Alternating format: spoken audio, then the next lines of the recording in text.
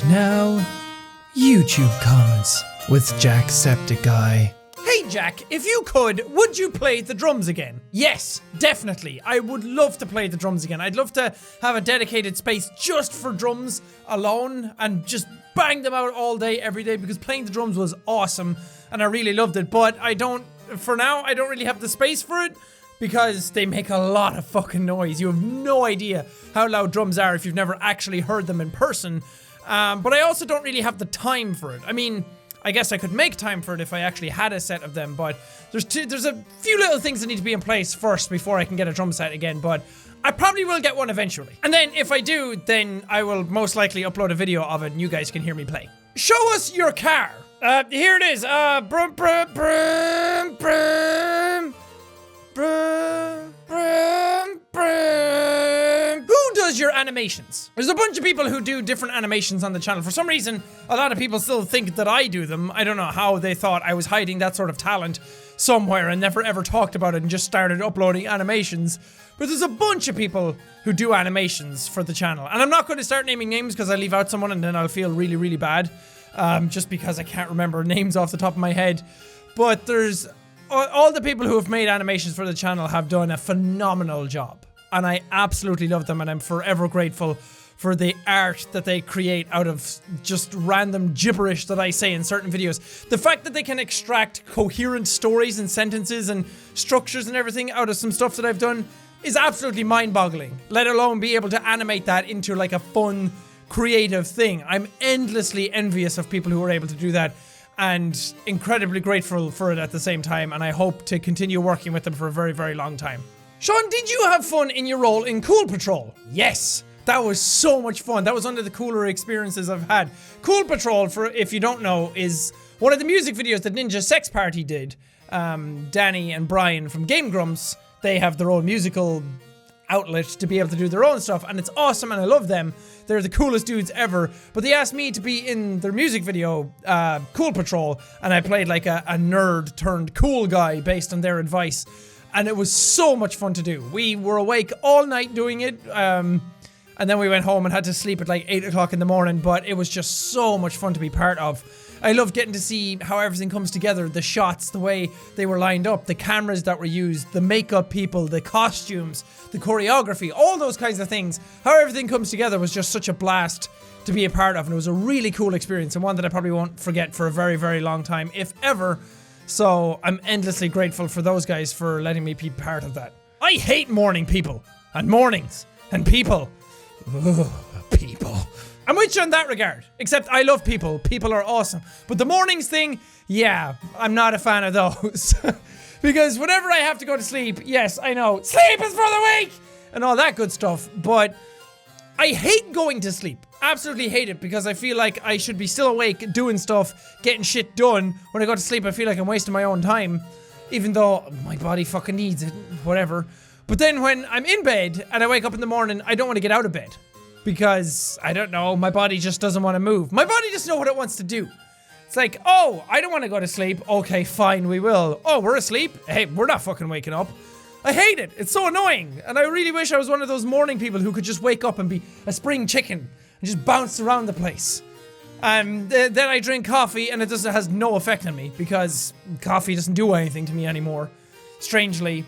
So, I don't know, it takes me a while to just like wake up and do things. When Jack goes to Starbucks, does he make them write Jack or Sean? I actually make them write Sean, because that's my actual name. Can you spend a little less time for each comment, Jack, so you can read more, like so Jack can see this? By the way, you the best, Jack. Me spending less time on each comment probably wouldn't make me put more comments into the video. I don't want the videos to just be like bang, bang, bang, bang, bang, comment, comment, comment, comment, just for the sake of more people being in the video. That has its own charm to it, and that's nice and all, but I'd rather have the comments be something that I can actually talk about. Sometimes there's quick-fire episodes, and sometimes there's quick-fire comments, because it breaks up the pacing and it's fun to do. But every now and then I'll break away into tangents and start talking about different things, because that's what I like to do. That's why I like the videos to be. And I don't want to just make the comments shorter, and I don't want to spend less time on the comments and not give them the time that they need to actually get my thoughts out on it, whether that be too long or too little, depending on what you feel. I'd rather just do it right than do it quick for the sake of doing it. Please bring the Boner Podcast back! First off, it's called the Boner Cast, not the Boner Podcast, get it right. Secondly, it was never really a thing. The Boner Cast was a thing that me and Bob made up as a joke in, I can't remember what game we played together. We played something together alone, just the two of us. And then we made up this thing called the Boner Cast as like a little bit of a joke, like it would be the Boner Cast that you'd, like that would be the name of the podcast that you'd make. And then in a Prop Hunt episode, we brought it up again to Mark and Wade, and then we just kind of role-played a little thing like the Boner Cast or something that you called into. And then for some reason, people thought that that was the thing. People thought that it was an actual thing, and then they're like, oh, we'll call into the Boner Cast again. Like, I don't know how it just became an actual thing based on something that we were just dicking around with. I mean, don't get me wrong, that's cool and all. And I would love to make it, I don't know if you'd get by with the Boner Cast, because if it ever became a big thing, the Boner Cast is such a childish thing to call it. So, I don't know, it kind of just sprung up out of nothing and people are still like, do the Boner Cast! When really the Boner Cast was never an actual thing. Sean, I know you get this a lot, but honestly, you're one of the most down-to-earth, kind, humble, and funny YouTubers I know of.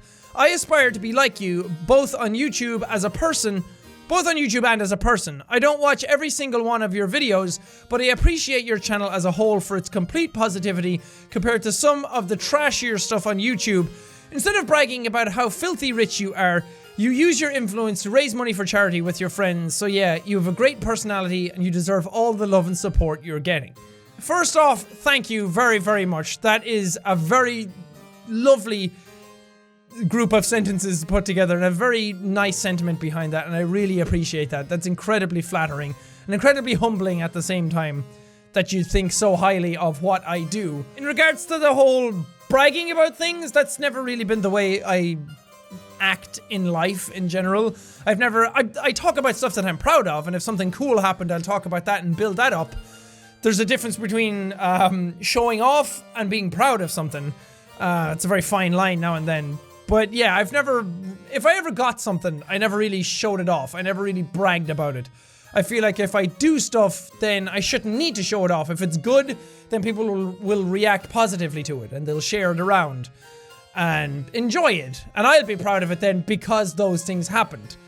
I don't feel the need to go around and shove what I do in people's faces or to just go out of my way to try and show off to it's especially peers. That's a pitfall I see a lot of YouTubers fall into, is that they start off proving something to themselves, making the videos, and then people end up enjoying it, so they end up proving something to the people who watch it, and then it becomes a thing where they become so desensitized to the amount of people who are watching their content, because numbers kind of all blend together and people just become faceless icons on YouTube. Something I've always tried to avoid falling into, but then it becomes a thing about showing off and proving yourself to other YouTubers or your peers or people who you deem are above you to try and prove something. I don't know, it's a weird thing. So I've tried not to fall into that trap when it comes to YouTube. Just be myself, do what I do, and just hope that people like it. So thank you. It's comments like these that make it all worth it and make it feel like selling out is not the way to go, because this means a whole lot more than more numbers and more money or anything like that could ever mean. So thank you. Is it just me, or did Jack get dog puke rubbed into his hair? No offense, by the way, just wondering. Saying no offense at the end of sentences does not let you get away with not offending people. That's like saying you're an asshole. No offense or anything, but you're just a straight up dick. Like, you can't do that. No offense, but your hair looks like dog puke. That does not nullify what you said about my hair. I mean, yeah, I get it. My hair's not as green as it once was. Yes, it's fading. Yes, it does not look green anymore. It looks yellow. Blah, blah, blah. Everyone keeps reminding me of this thing as if I'm not aware of it myself. I see myself in the camera every day. I'm aware of this.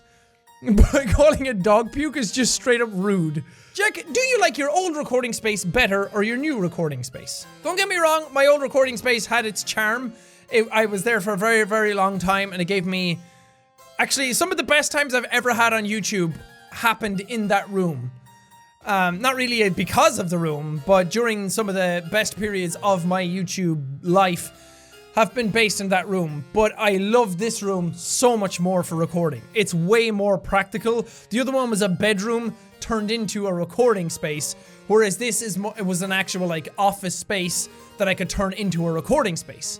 And it's way more practical. It just has the recording stuff in it, and it's just way more functional. Like, the lights are in a way better place. I was able to get better lights. The background is like all padded. Everything sounds so much better in here.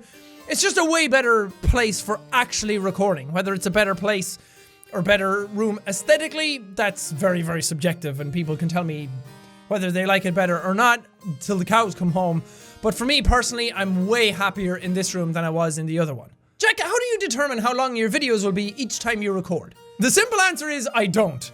I never sit down and say, okay, this video needs to be this long. Unless it's... Well, yeah, I guess I kind of lied in that regard, because with the long Let's Plays, because they're uncut, they're a bit of a different beast, and they usually go to an hour. But when it comes to just regular videos, the normal stuff that I upload day to day all the time, they don't have a set time limit. I don't sit down and record for a certain period and then say, okay, that's going to be a 20-minute video, because it depends on the edits. It depends on what actually makes it in. I record for like an hour sometimes, and then it turns into a 20-minute video, because there's a lot of useless stuff in there. There's a lot of stuff that doesn't add to the video. It doesn't make it more fun. It doesn't make it more entertaining. It doesn't explain anything. It's just dead space that does not need to be in there. And then there's stuff where I just don't speak for 15 minutes because I'm grinding at something that needs to happen. So I never determine how long a video is going to be. It just so happens that I seem to have hit this stride of, because I've done it so often, that I kind of know what needs to go into the video. I kind of know the beats. I kind of know what needs to be cut out. I know where I need to stop talking, because this is going to be a section that goes on too long. And then when it's edited down, it ends up at like 15 to 30 minutes long. There's a sweet spot there somewhere that it kind of averages out to be all the time. So I don't plan it out. It just kind of happens. I hate fidget spinners. They suck. No, fidget spinners do not suck. They spin.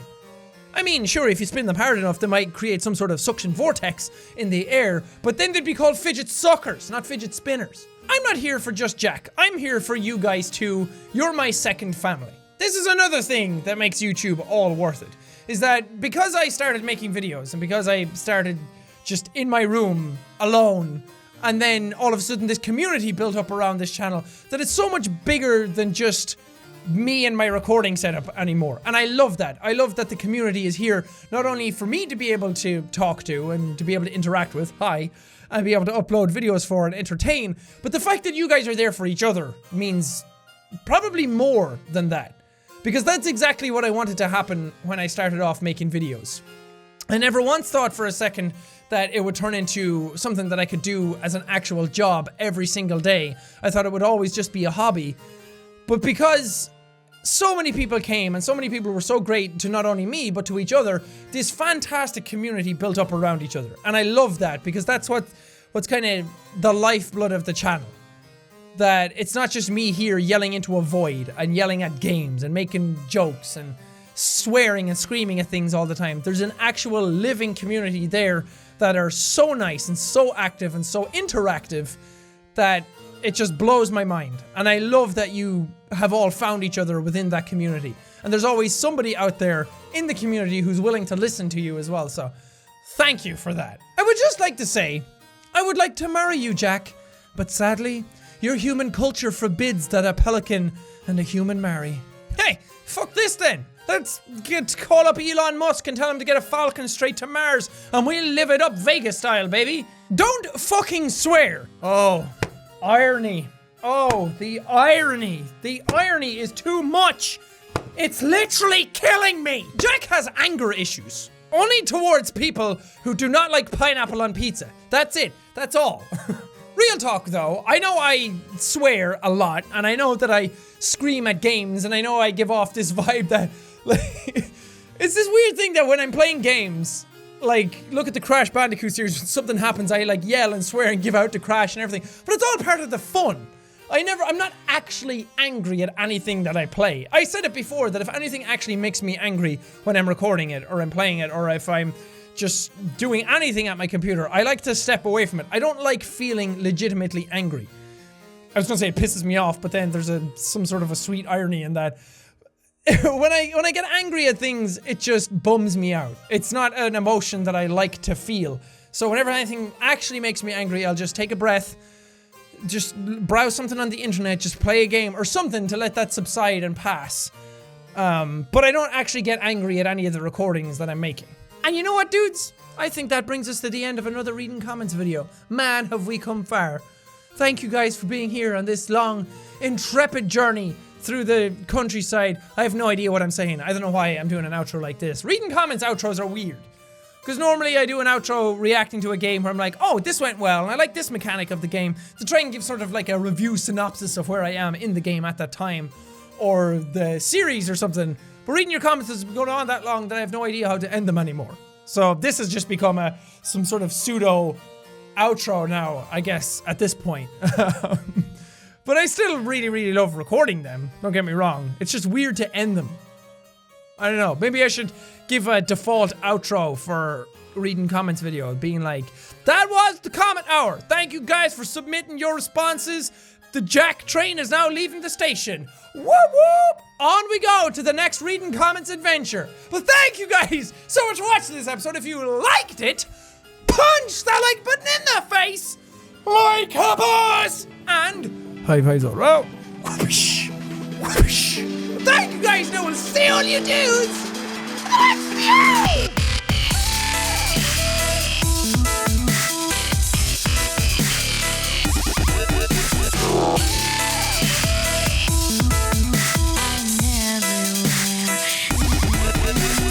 Yes, I know that's technically how I end every video, and that should just be the outro, but I like to have a little bit of a speech, a little bit of a talk before I just go straight into the outro, because that's weird and impersonal, and I don't like that.